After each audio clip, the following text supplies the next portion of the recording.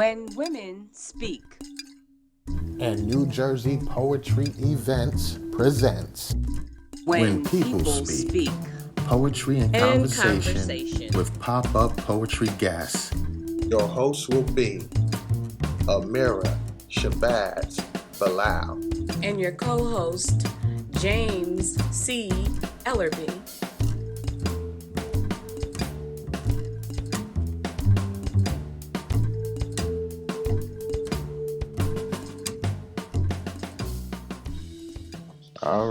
All right. Welcome to our 13th When People Speak. Featuring Michael Mills. So I'm your one of your hosts, James C. Ellerby, and we have a dynamic show for you of pop-up poets and feature for tonight. So Mira, what's going on? Hey, James. Yes, I am the co-host and I am Amira, and I'm here with you for a great evening of poetry. We have Michael Mills, we have Nourish Cruz, we have Jelani Pugh. Absolutely. What do we have next? Well, next, we're going to change up the format a little bit. We're going to bring on a brother who's no stranger to the show. He's always just, a phenomenal poet and someone that we like to call family. Mm-hmm. And we like to bring this brother up right now, the one, the only, Raymond Tyler. What's going on, brother? Well, what's happening? How are you? Hey, how are you? Good to see you, bro. Good to be seen. Got the books in the back. Yeah. So first of all, before I get into anything, I need to apologize to Sister Amira. Oh, you know what I was getting ready to do, right? Like blast you on the air. Brother don't return phone calls, but that's okay. Go ahead. Apologize. Yeah, I just want to apologize. Put it on this post-COVID schedule. But I apologize. So it's okay, bro. You good with me? I hope if it was pressing a life or death, just call me back and say, "Look, Negro." I got some people in my circle. That's like my nickname. Look, Negro. Yeah, you're forgiven, especially since when you find out what I'm asking. I'm going to have to be a little bit more humble. But anyway. Should we get off the stage? You gonna bless us with something here? Sure. Okay. I want to send a shout out to my man Bruce Jennings, who is the mind behind this book, A Literary Assault on the American Mind, an anthology that he painstakingly put together a few years ago. And I'm humbled that he allowed me to be a part of it. So I'm going to start tonight by sharing the poem that I wrote to be included in here. And I wrote this especially just for this anthology. All right, I'm stepping off. It's called Back on the Shelf. Like to hear it here go. No, I'm sorry, Junior. We are not buying those sneakers today. We may not buy that brand for a very long time. You see, a boy not much older than you was killed. His name was Emmett, and he was black.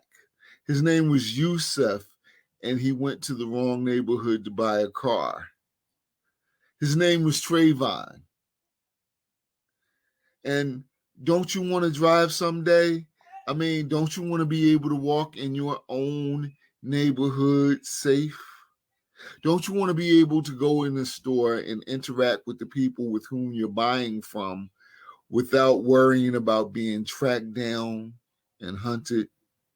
Or maybe take a girl to the movies. That was your mother and I's first date.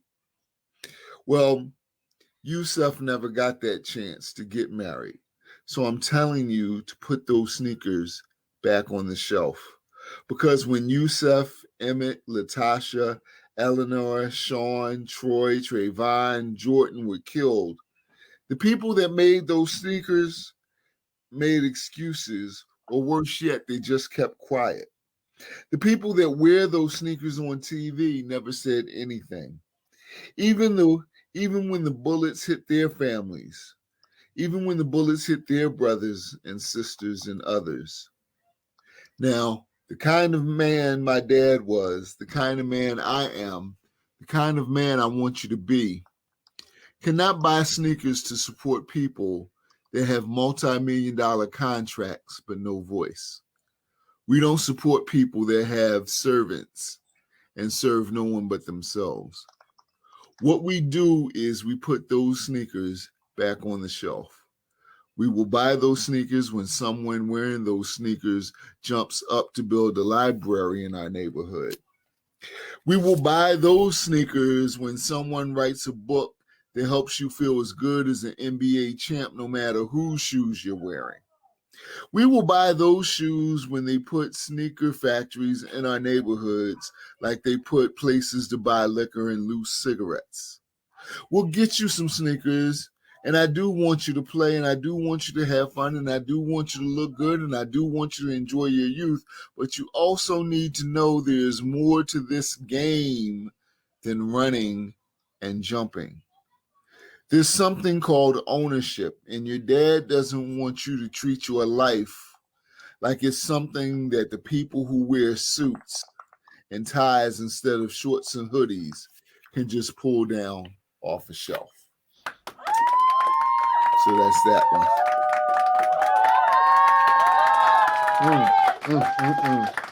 You know what I love about your writing? It's like that everyday conversation that you have with someone close to you. And I love that about your work. You know, you tend to bring it like right in your living room, you know, with your work. And I'm always amazed by, you know, the constant stories that you tell and the constant places that you take us on. I mean, phenomenal. What you got to say, Mira? Oh, man.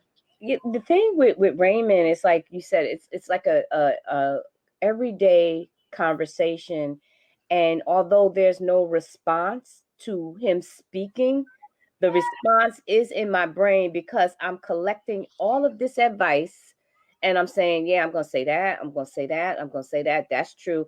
We're not getting no sneakers. I'm gonna use that line to try to encourage others to. Let's do our own thing. Let's make our own sneakers. Let's make our own merchandise. Up you mighty nation. All of that. And he gives that in just the same rhythmic tone. Yeah. A rhythmic tone. And I love that. It's encouraging. It's soft. And it's soft enough that when even you have to tell a hard truth, it's receptive. You know, I can receive it because you're not screaming at me and you're not judging me. You're just saying. I'm just saying, you know, I like that, Raymond. Thank you. Thank you. Just, you know, a few words about that.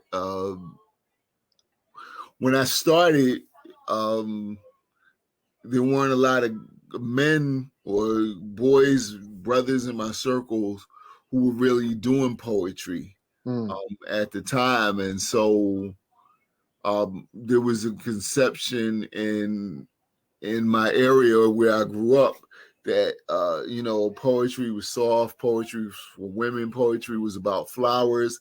And even the poets who were men that were known at the time, like Paul Laurence Dunbar, a lot of my friends couldn't get the message in We Wear the Mask the way it was presented.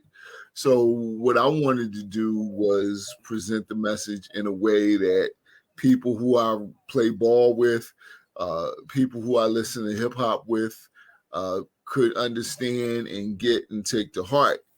And what wound up happening is some friends came over, and I made them watch a clip of me sharing some poetry, and they was like, they were like, you know, Fat Albert in the game. He was like, yeah, that's what, you know, that's the way we feel. Somebody finally said what we feel as Black men and said it in our voice. And to me, that's, you know, when I get that reaction from young people from cats my age, from people who don't normally do poetry, that I'm telling their story or sharing their voice. I feel like that's when I've been successful. So you can count this as a true success. We appreciate it, and we very much appreciate you coming on to When People Speak. Before we move the show on, can you tell the people a little bit about your blog, Deep Dope Soul? Can you tell the people about that? Well, okay, so I have a blog that is called deepdopesoul.com.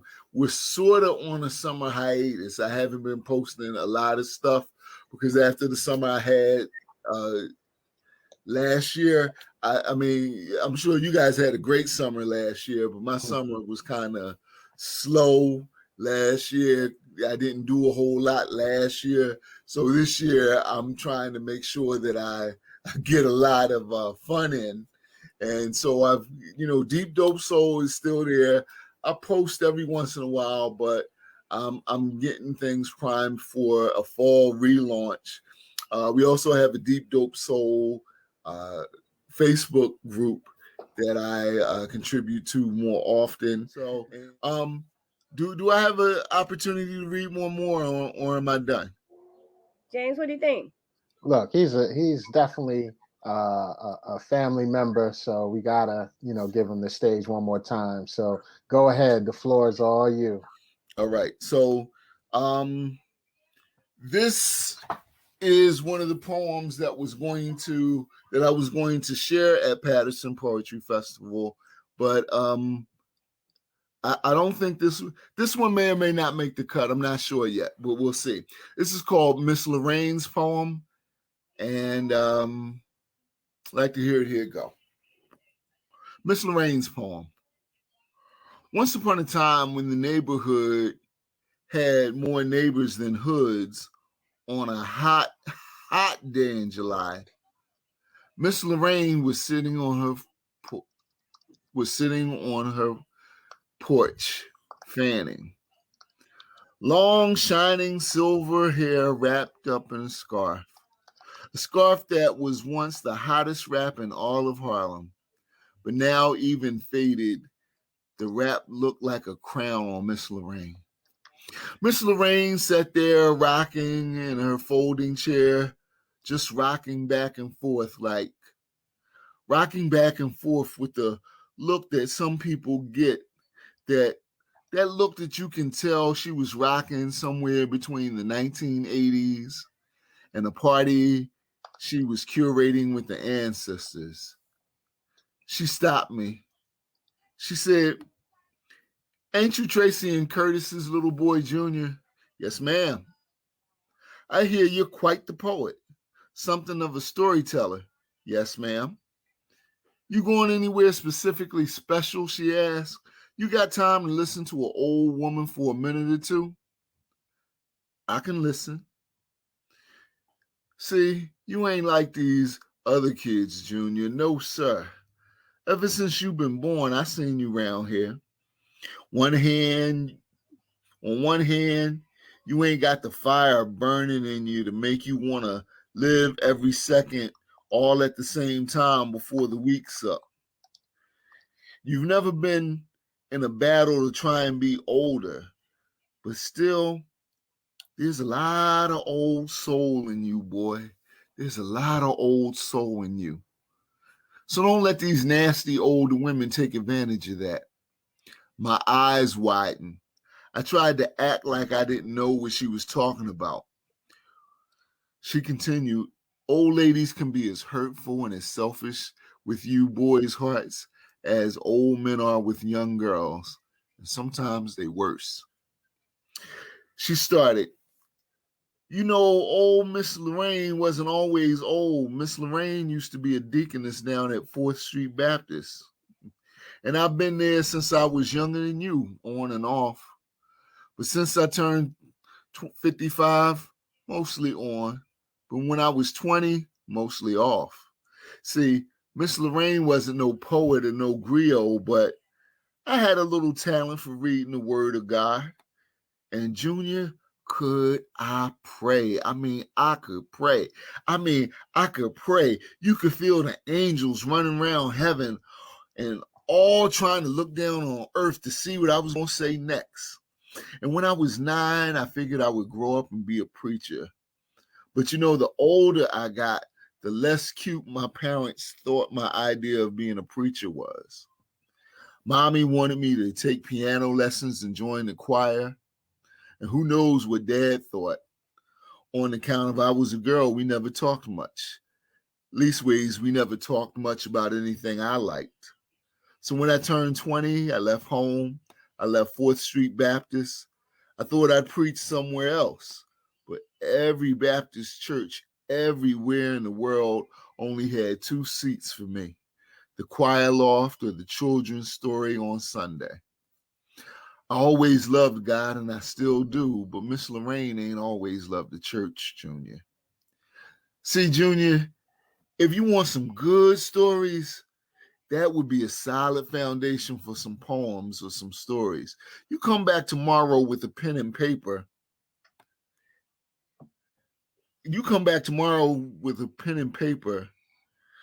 And right there on that stoop, and I'll tell you about Harlem and Chicago and Watts and places in Philly wilder than the Wizard of Oz. I'll even tell you the things about church the pastors and preachers don't want you to know. I went home that Monday excited like the new Star Wars movie was coming out the next day. That Friday, Miss Lorraine's daughter gave me that bright scarf and an old black and gray faded journal at Miss Lorraine's homegoing. I used to say black women are angels, but I think after talking to Miss Lorraine, the black women might actually be something even higher. So that's that poem. Once again, that true storyteller, that true griot.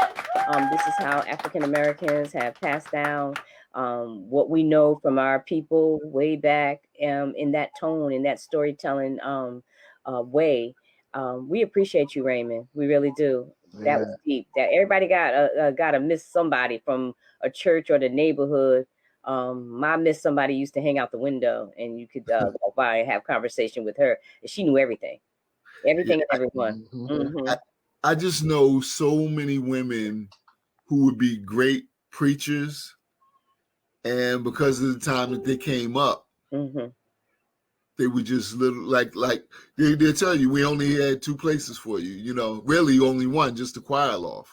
You know, I was being generous by saying, children's stories. So I just wanted to, put myself in their position and share a few words on their behalf. Yeah. Thank you. Yeah, we definitely thank you. One line that stuck with me was you said just the first line. You said, once upon a time when neighborhoods had more neighbors than hoods. Oh man, that line.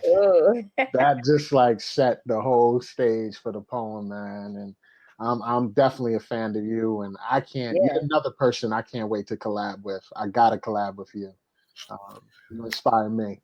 Let's make it happen. I will say this. I'm pretty much booked till after the Patterson Poetry Festival. After that, we can start to get down.